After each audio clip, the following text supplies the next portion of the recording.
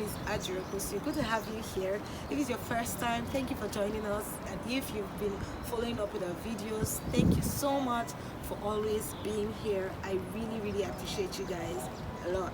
So today we're talking about, we're learning some things from the story of Ruth in the book of Ruth. So we're going to be learning some things, how we should live and how we should live our lives as Christians, how we should carry ourselves, and how dogged we should be.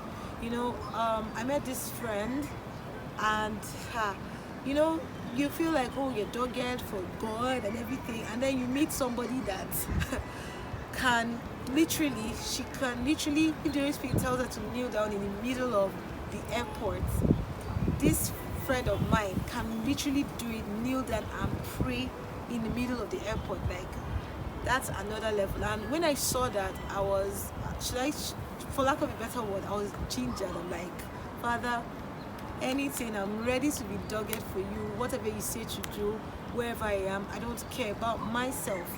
I don't take myself out of the picture. I don't care about what people say about me, or they think I'm crazy or something. And I remember one day I went to use the ATM machine, and I was speaking in tongues under my breath.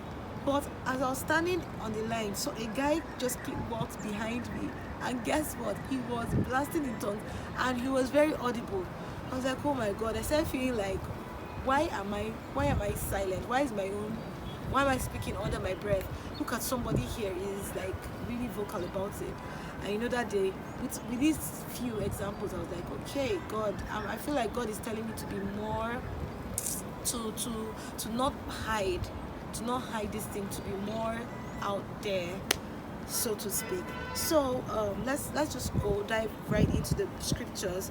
Ruth chapter 1 verse 16, and it says, but Ruth said, entreat me not to leave you or to turn back from following after you. For wherever you go, I'll go, and wherever you lodge, I'll lodge. Your people shall be my people, and your God my God. So, like, I was talking to a couple of friends the other day, and we're talking about why was Ruth so dogged about following Naomi? Why was she so dogged? We all know the story, you know. Like, she's an old woman, she has nothing else to offer you, but you're saying you would follow her wherever. And the fact that she said, your God will be my God. You know, Ruth is not from like a Christian tribe, they serve other gods, but she had seen something about the way Naomi carries herself, about the way Naomi fellowship with God was, and she had tested and seen of the God of Naomi, and she knew that there was something there.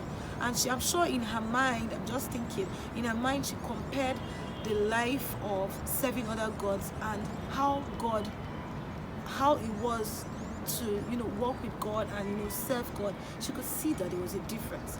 So what I'm saying is, would your lifestyle cause other people to say, you know what, this God that she's serving, even without you scabashing and without you, you know, saying Jesus, God all the time, would people see you and say, I like the way she carries herself, I like the way she treats other people?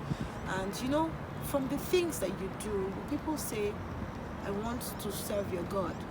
If we bring it back to this time, would unbelievers see you and be like, because of the way she behaves, I'm her neighbor or a colleague at work, I want to serve her God because of the way she carries herself? You know, these are things that we should be more intentional about. And we can see that it was the way Naomi, if Naomi had not carried herself well and represented God well, Ruth wouldn't have followed her, and Ruth ended up fulfilling being in the lineage of Jesus Christ.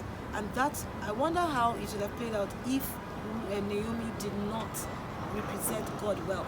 So whatever space you are you, ask yourself, are you representing God very well in your space?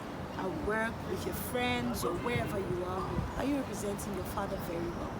So I think it's something that we should think about and, you know, be more intentional about, because the times that we're in, it is either you're in or you're out. So we have to be very conscious about being I don't want to use the word forceful, but being intentional and deliberate about following God in these times, because things are happening.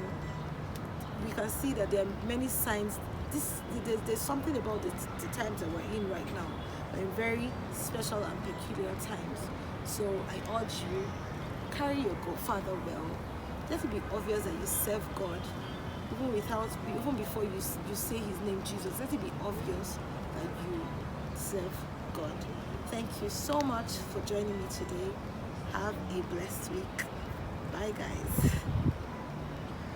Ciao.